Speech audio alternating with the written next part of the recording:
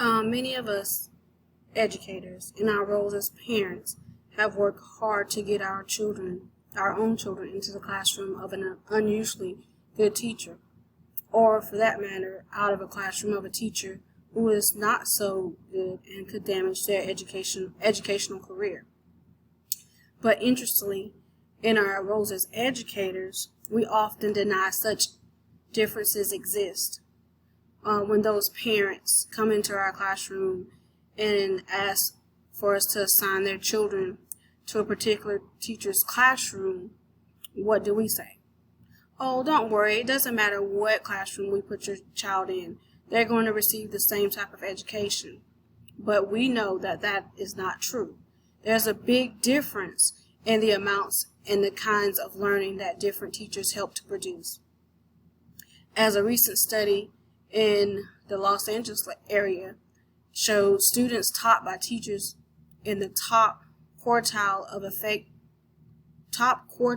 effectiveness advanced on average approximately 5 percentile points each year relative to their peers, whereas those taught by teachers in the bottom quartile of effectiveness lose an average 5 percentile points relative to their peers.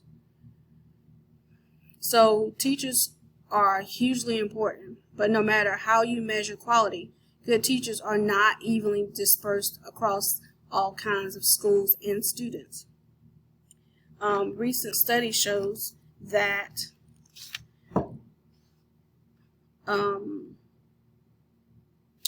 the public education system has continually failed the level playing field for our students, disadvantaged and advantaged students, in part because disadvantaged students tend to have less qualified and less effective teachers and more than the more advantaged peers. Given the teacher effectiveness has been found to be the most important schooling resource linked to student achievement. Addressing these teacher quality gaps can help close the gaps in outcomes between advantaged and disadvantaged students. And we know because we're in the educational field that many of the students that we teach, we see it every day. The schools that have the funds and resources, those are the schools that teachers want to teach at. Who wants to work in a system where you constantly have issues such as behavior problems? The students don't have a technology that works, don't have the resources and books that they need, and we know that there are many things that play a role in how the students function in the classroom. So we need to address these issues by trying to close that teacher quality gap, by